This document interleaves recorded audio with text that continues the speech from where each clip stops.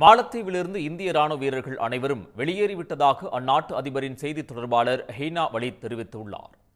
சீன ஆதரவாளராக கருதப்படும் மாலத்தீவு அதிபர் மொய்சு தனது தேர்தல் பிரச்சாரத்தின் போதே தாம் ஆட்சிக்கு வந்தால் இந்திய ராணுவத்தினர் மாலத்தீவிலிருந்து வெளியேற்றப்படுவார்கள் என்று கூறியிருந்தார்.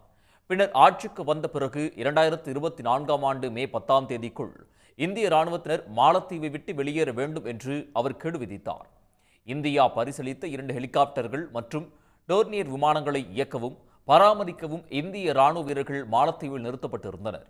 இந்நிலையில் கெடு முடிவதற்கு முன்பே இந்திய ராணுவ வீரர்கள் மாலத்தீவிலிருந்து வெளியேறிவிட்டதாக அதிபர் மாளிகையின் செய்தி தொடர்பாளர் ஹீனா வலீத் தெரிவித்துள்ளார். முன்னதாக மே 6ஆம் தேதி இந்திய ராணுவ வீரர்கள் 51 பேர் வெளியேறிவிட்டதாக மாலத்தீவு அரசு தெரிவித்தது. இந்நிலையில் மாலத்தீவில் நிலைநிறுத்தப்பட்டிருந்த கடைசி கட்ட ராணுவ வீரர்கள் இந்தியா திரும்பிவிட்டனர் என்றும் அவர்களின் எண்ணிக்கை குறித்த விவரங்கள் பின்னர் வெளியிடப்படும் எனவும் அதிபரின் செய்தி தொடர்பாளர் ஹீனா வலீத் கூறியுள்ளார். உடனுக்குடன் செய்திகளை தெரிந்து கொள்ள சன் நியூஸ் பெல் ஐகானை கிளிக் பண்ணுங்க.